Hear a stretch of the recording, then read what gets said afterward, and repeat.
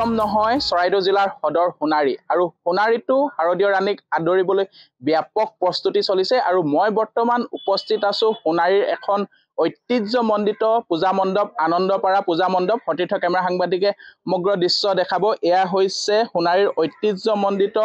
আনন্দপাৰা পূজা মণ্ডপ আৰু দেখিছে যে আপোনালোকে NKTV প্লাছৰ স্ক্ৰীনত এনেদৰে এতিয়া আটক ধুনীয়াকৈ সজাই পৰাই তোলাত ব্যস্ত হৈছে খনিকৰসকল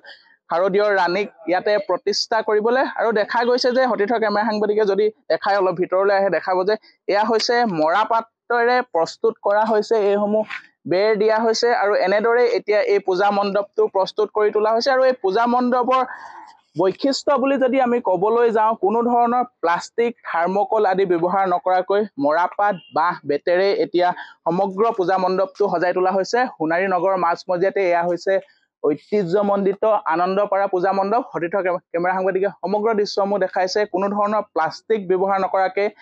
এনেদৰে এতিয়া বাঁহ বেত আৰু মৰাপাট যি মৰাপাটেৰে খুব সুন্দৰকৈ গঢ়ি তোলা হৈছে এই পূজা মণ্ডপটো কোনো ধৰণৰ প্লাষ্টিক ব্যৱহাৰ কৰা নাই এয়াই হৈছে ইয়াৰ বিশেষত্ব যিহেতু প্লাষ্টিক মুক্ত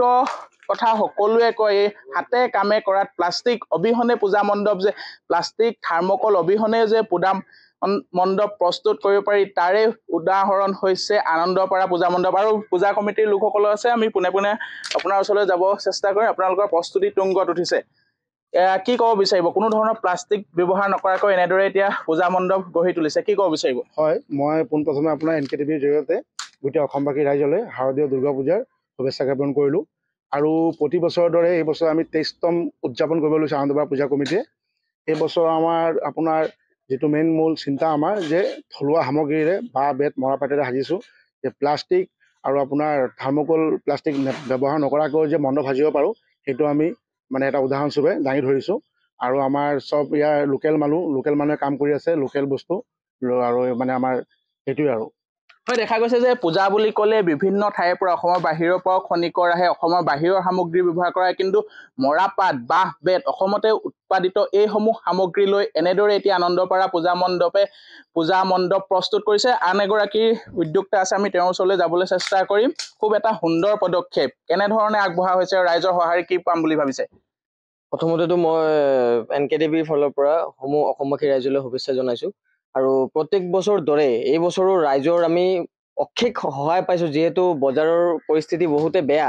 আজিৰ ডেটত মানুহে পইচা দিবলৈও নিদিবলৈও বহুত চিন্তা কৰিব লগা হৈছে যিহেতু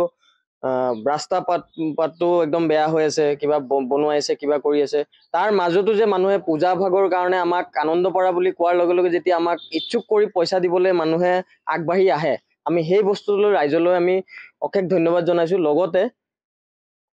আমি প্ৰত্যেক বছৰ দৰে এই বছৰো আমাৰ পূজা মণ্ডপক আমি এটা অত্যন্ত ৰূপ লৈ আমি দাঙি ধৰিম বুলি আমি আশা কৰিছোঁ লগতে আমাৰ কাম চলি আছে এতিয়াও আৰু চাগে আৰু দুদিনৰ ভিতৰত আমি আমাৰ মণ্ডপক আৰু ধুনীয়া ৰূপেৰে আমি সজাই তুলিব পাৰিম বুলি আমি আশা কৰিছোঁ দেখা গৈছে যে যিসমূহ থলুৱা সামগ্ৰীসমূহ পাবলৈ যথেষ্ট অসুবিধা হয় প্লাষ্টিক থাৰ্মকল আজি বজাৰত সহজে উপলব্ধ হয় কিন্তু আজি মৰাপাট বা বাঁহ বেত পাবলৈ অসুবিধা হয় কেনেদৰে এইসমূহ অনা হৈছে